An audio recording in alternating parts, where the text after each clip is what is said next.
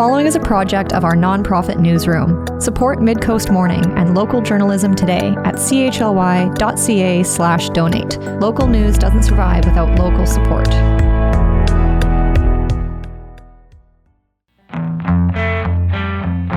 Hello and welcome to Midcoast Morning. I'm Joe Pugh. The village of Cumberland transformed into a hub of music, art, and community this past weekend, with an increasingly popular festival taking over much of Dunsmuir Avenue. Now in its 9th year, demand for the Woodstove Music and Arts Festival seemingly hit new highs this year, with organizers saying that the initial round of tickets sold out almost immediately. The nonprofit community festival takes place across 16 venues in the town, ranging from community halls to a museum to tattoo parlors and hair salons. The website lists 233 acts as taking part in the 2025 edition of the fest. There's a focus on local acts, with organizers telling Midcoast Morning the goal is for around 50% of the lineup to hail from the Mid-Island region. In recent years, many summer festivals have faced challenges.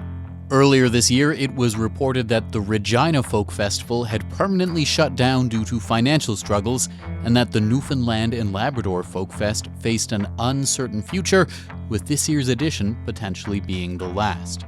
For the first time in 30 years, there was no Vancouver Island Music Fest, with organizers citing economic challenges like decreasing sponsorships, a lack of local funding, and reduced ticket sales. Those are just some examples of a nationwide trend that's been reported on by the CBC, the Globe and Mail, and others. Midcoast Morning attended the Woodstove Festival and spoke with artists and organizers to try and understand what has allowed the festival to seemingly thrive amidst a climate of wider economic challenges for arts festivals. On Saturday, I stopped into Moon Records, where I spoke with co-owner Chris Moon for his take on the festival. We've been in town for like 7 years now, and we love Woodstove.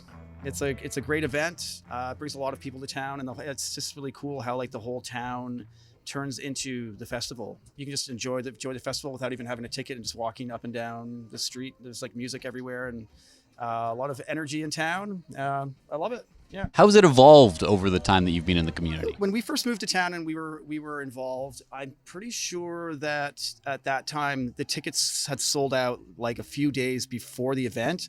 And I remember that was like a big deal. Like, it was very exciting that they got to a point where it was like entirely sold out. It was already a big deal just to sell out at all. And then this year they sold, I think it was I thought it was even a matter of hours before the first round of tickets were gone.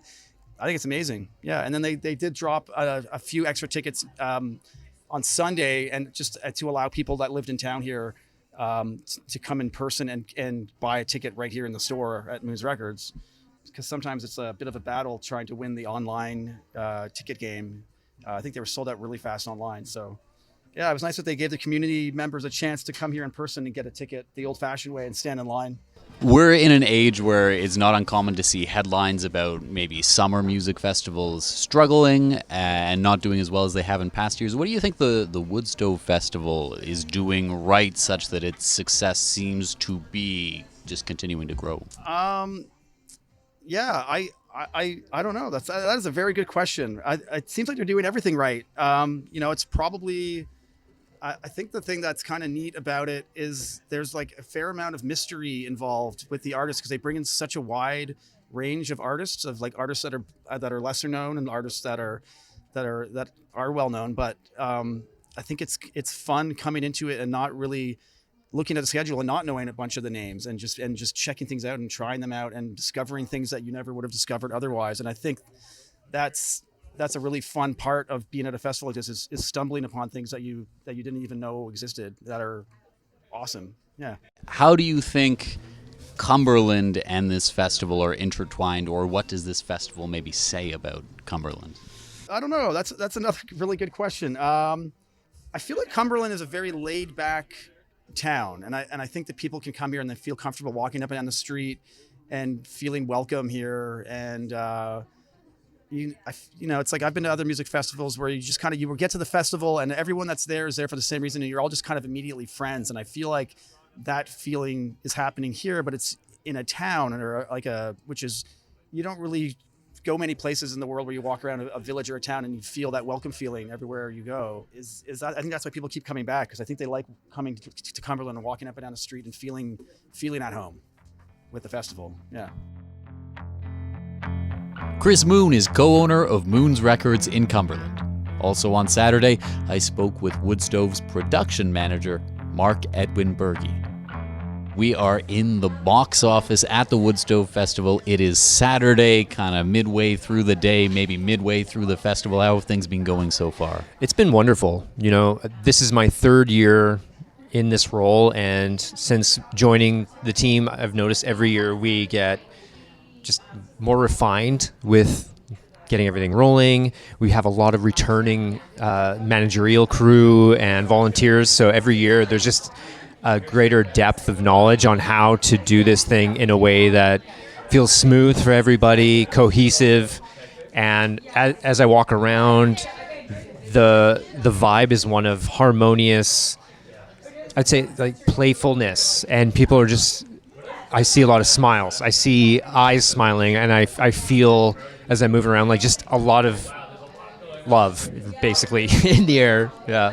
What is it you, as an organizer, as an organizing committee, what is it you have set out to do? What is your hope for this festival? Yeah, good question. I'll say from my perspective, because you might get different answers from different people in the team generally, but there'll be something like this. I'm so grateful to have an opportunity to create this very special coming together of artists, of community, of so many opportunities to be involved. We have so many volunteers, and it feels like this meshing of community on so many levels, for fun, for magic, for self-expression, and for appreciation of art in all its different forms. You know, we have visual arts tour, we have a couple hundred different acts booked musically, and then just like seeing the people walking around is almost art in itself, the way that people are adorn themselves. I love this event and what I see its impact is, especially this time of year. And now I'm talking to more of like the genesis of what brought this event together. So I said, this is year 3 for me. This is year 9 for the event. And the vision initially was to create something that brought the community together, that was like that hearth as we're going into the colder months, to like kind of like warm our spirits and create something that's going to hopefully uplift people as we're moving into a time of darkness generally, and sometimes loneliness for people. So this is like something that now in year 9 people really look forward to coming into and like celebrating Woodstove and that energy before we go into the Christmas season and and so on. So I think, and that's been a part of the mission, is that mental health impact that can have for people. And I see it having that effect. Like, as I already spoke to, everywhere I go, people are just like eyes lit up, hearts open. That's my experience. Is my understanding that the festival sold out very quickly this year, more so than has ever happened. As it continues to grow, how do you try and maintain the kind of Cumberland ethos, the maybe small town community minded spirit that it sounds like was kind of at the heart of it becoming a festival in the first place? Yeah, great question. In a way, Cumberland itself dictates how much we can grow, and so it's as if we're playing in a sandbox and the barriers are there, and so anything we do within that has to be contained within that. There's no chance to spill over in these big ways. And so that keeps us grounded. And so as we have grown, we add some different outdoor elements. Like this year we added the Page stage, which I'll just elaborate a little bit, is a tribute to Diana Page, one of the founding members of the Cumberland Culture and Art Society, who passed this year. And so we dedicated this outdoor free stage. And that's one way that we can expand slightly and offer something to the Cumberland community itself, where it's free for those who weren't on snapping up tickets. They can still come and be a part of it.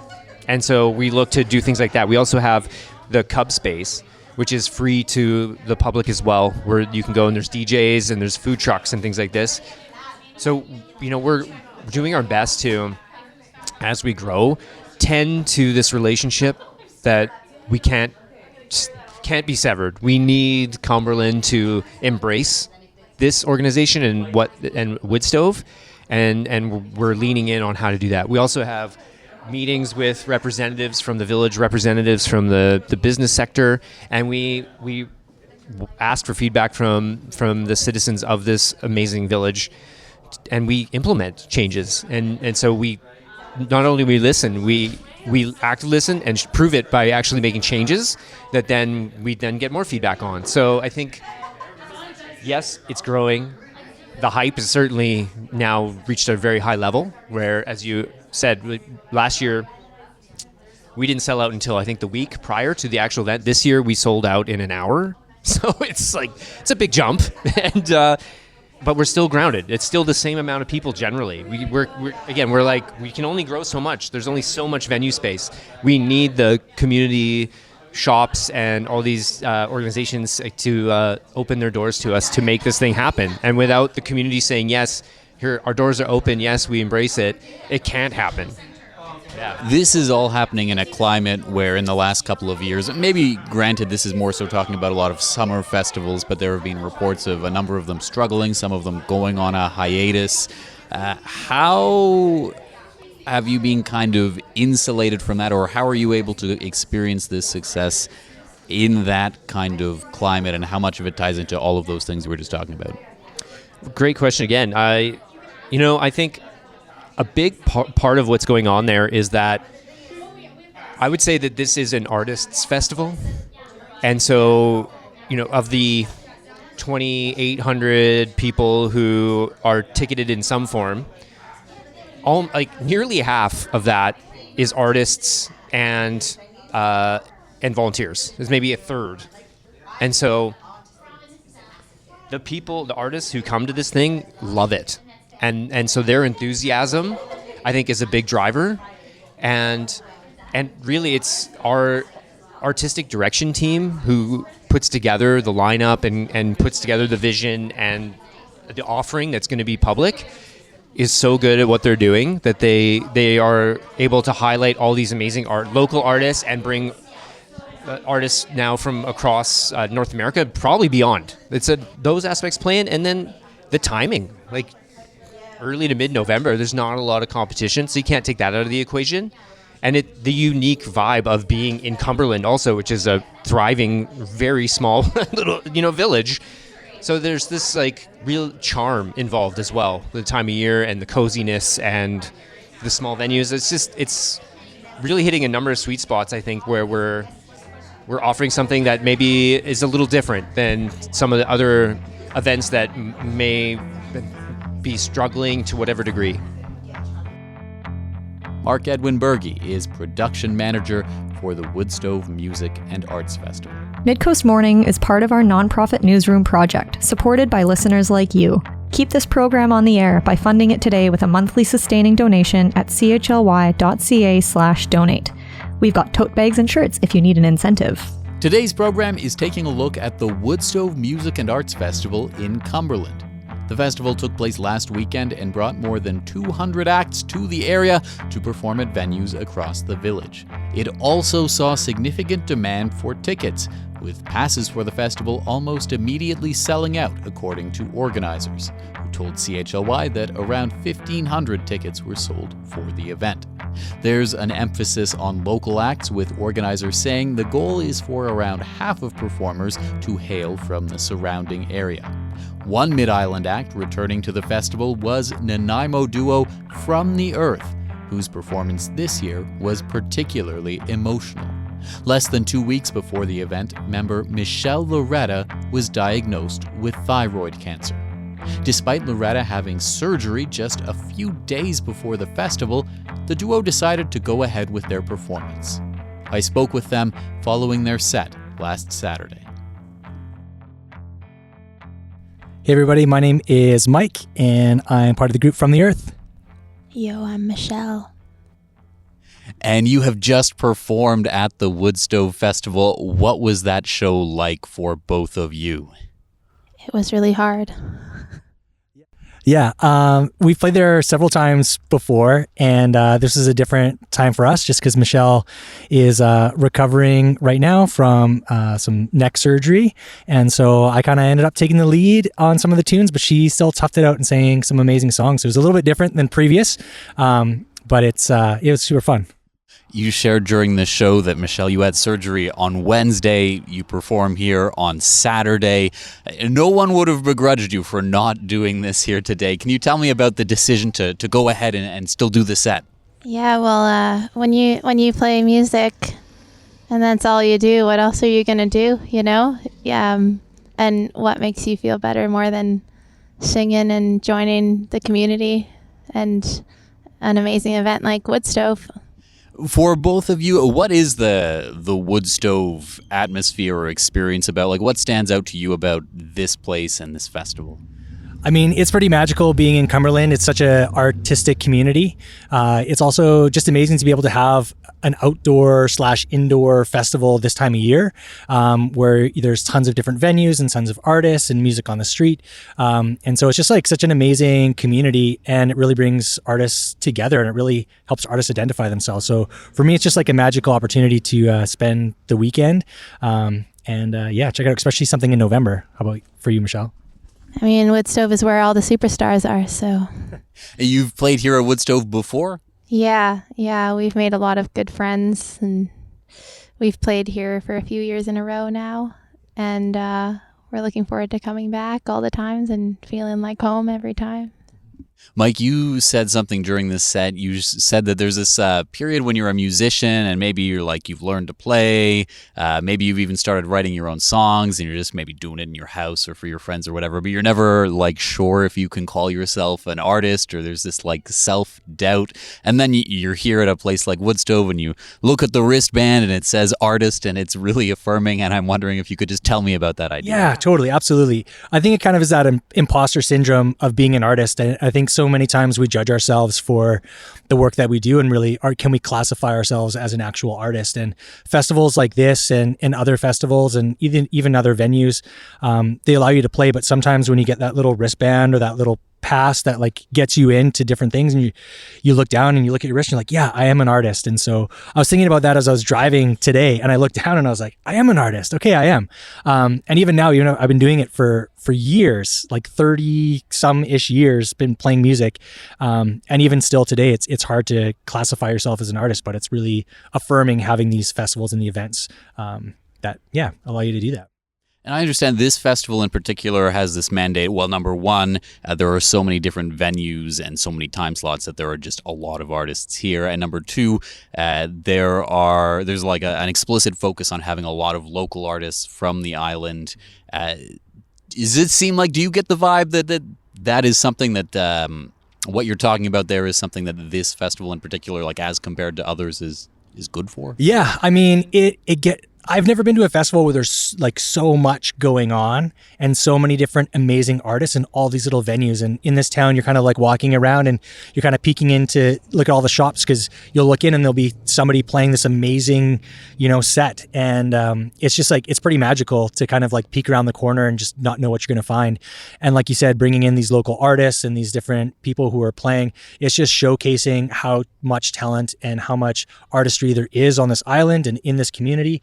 And so we're just super fortunate to be invited to come back and play. Now, I understand that there's a GoFundMe out there for Michelle. You have been very recently diagnosed with thyroid cancer. Is there anything you'd like to share or let people know about that? A diagnosis is nothing really at the end of the day, and it's mostly just your community and the support that you get. And thanks so much for all the support that everyone's giving, and so much love out there, and keep singing. And you're up in Nanaimo. Do you have anything you can let people know about maybe like current and future plans, any ways to check you out or give you support? Yeah, totally. You can keep an eye on our socials, From the Earth Music, on Instagram, on Facebook, and then also fromtheearthmusic.com. We've got a show coming up at the Vault Cafe on Friday the 14th, so you can come check us out there. And we'll update our website with different things coming up. We also have a bunch of music that we've recorded over the last couple years that we're getting ready to release as well. So we're really excited to share that with everyone. Michelle Loretta and Mike Bosch formed Nanaimo music duo From the Earth. On the Sunday of Woodstove, I caught up with a Vancouver band performing at the festival for the first time. I asked the members of Orchid Orchestra about their impressions of Woodstove. My name's Rupert. I'm Jackson. I'm Brienne. And we are here at the Woodstove Festival in Cumberland. It is Sunday. It is the last day of the festival. You have 2 sets to play today. How have the first 2 days of this gone for you as artists and as observers? Yeah, I'll share about the first day. Maybe you can share about the yesterday. But first day we arrived at like 5 or something, and we had so much to do. Like we had to like check in, drop off our merch, like get settled in, do all this, and then we had a set right at 7, and it was like chaotic, but it meant that I wasn't nervous for the set because we were just so busy. And then we had a set at the Masonic Hall, and it was amazing. It was the biggest show we've ever played, like the most people we've ever seen in our crowd before, and everyone was so engaged. Like no one was on their phone, everyone was just like attentive with us and dancing and having fun. And yeah, so that was the first day. And yeah, it's really cool. I was gonna say, like, it was a good chaotic at first, and then yesterday, we got to see artists that we had never seen before. What's cool about this festival is like there are so many artists that we've never heard of, genres that we don't normally listen to, that you walk by and you hear them, or we're just eating and we happen to go into this big, like, what was the band that we were listening to yesterday? Do you remember? Yesterday? Oh, yeah. They're Doghouse Orchestra. Yeah. And yeah, that's awesome to hear. The amazing musicians soloing as hard and as fast and as crazy as they possibly can. I really like that band. And this afternoon, you're going to be taking part in a protest song workshop, I understand. Do you have in your repertoire kind of already, like, are protest songs a big part, or do you have at least some in your back pocket? yeah, the 2 that we're going to play, like one of them's protesting climate stuff that's going on, and like I wrote it when there were all the fires going on in West Kelowna, and it was really intense. And so that one is called The Fires, and then another one called Come Alive, which is about the music industry and how it like grinds artists to the bone, and so they're protesting different kinds of things. Yeah. Can you tell me a little bit more about maybe that second one, the music industry, how it grinds people to the bone, and maybe how that relates or does not relate to something like this festival this weekend, which I've heard described specifically by an organizer as like an artist's festival. Yeah. So what I mean by that is like the music industry has a lot of expectations for artists in terms of time and energy, and don't usually like give the artists enough in return.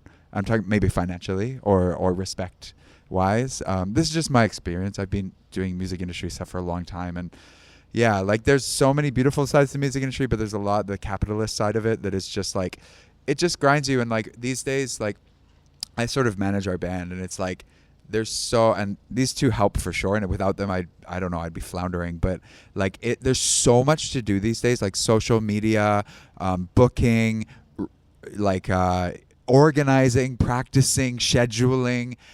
And then you're supposed to also create and write songs and record songs and make enough money so that you can pay for an album too. And it's like all of this is happening, and I just don't feel like there's like a lot of like appreciation for that. But maybe I think this festival might be different. I mean, everyone's very respectful here, and so I wouldn't say that this is that kind of place. Like this doesn't feel like, oh, they're like pushing us to the extreme and not paying us and all of this stuff. They're treating us well. They're feeding us. We get free food all weekend. We like we like get a beautiful green room. We get to connect with our artists, and everyone's just been super sweet and kind. So I wouldn't say that this is I was gonna say also too, I feel like when we're doing shows, there's also those things in the back of your mind. Let's take pictures. Let's push this. Let's do this. Here, like Rupert was saying earlier, everyone's very present. We haven't even taken any photos. We're like, oh, right, we need to prove we were here. That kind of thing. You know what I mean?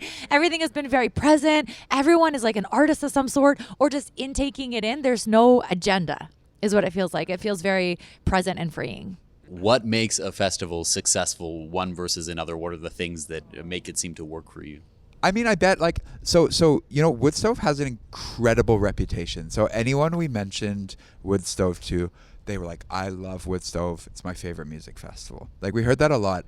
I think that makes success, right? Because then everyone wants to go, everyone wants to play there, and no one's talking smack about anyone who is part of it. It's all just like, I love this, I want to go there again, I want to go there again. So to me, that seems like a success. I don't know how the money stuff works. I'm not on that side of it, but like to have such a positive, wholesome reputation, that seems like a success to me. It's my understanding that this festival is the 9th year for this festival, and this year was, as I understand it, the first time that, you know, tickets went on sale and then an hour later they were sold out. And it seems like kind of the hype train around Woodstove is growing and has maybe reached all-time speeds.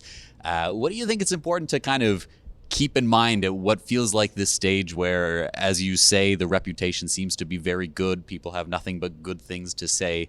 What do you think it's important maybe we collectively do to try and, you know, make sure that stays that way? I was going to say they must do a very good job of this. So many artists here. They must put a lot of work into screening the people that they bring in, and just ensuring that that collective feeling that we were talking about lives still in the community, which I can imagine is so hard because there's so many people here, there's so many artists here, but there hasn't been an unsafe place that we've walked into. And I recognize that that takes a lot of work on the back end, and that's going to have to, like, I also think that the artists speaking to each other bring that as well, right? Like if we bring the idea of positivity and inclusivity around us, and if everyone else is doing the same, that continues to bring that up as well. Like I'd say along with this, like, if they were to, I mean, what I could see going wrong is if a festival were to forget about all that stuff, be like, oh, we can make a lot of money, so let's do everything we can to just make more money, right? And forget about, like, maybe, so that means like, let's just bring in like these cool headliners, you know, from like, you know, across the world or something. And instead, like here, like they're doing, like Bree's saying, they're cultivating this incredible, diverse collection of artists, especially mostly from BC, you know. And if I could see like it going in a wrong direction if they were to remove all that and just be like, yeah, we just want some money, you know. They also use local venues mainly. I mean, they could ruin it possibly by like bringing in massive like stages and building things and then just changing the whole town. And they're kind of, the town is making the festival their own, and I think that's what makes it really special. Members of Vancouver group Orchid Orchestra speaking with me last Sunday at the Woodstove Music and Arts Festival in Cumberland. That's our show for the day. Thank you for joining me. I'm Joe Pugh, host and producer of Midcoast Morning. Jesse Woodward is our executive producer, and RB Frew is our technical advisor. Our theme song is First One by local Nanaimo band Waste Management. You can get in touch with us at news@chly.ca. That's all for now. I'll talk to you on another Midcoast Morning. This program gives thanks to the Snuneymuxw First Nation as we broadcast and podcast from their traditional territory. Thanks for listening.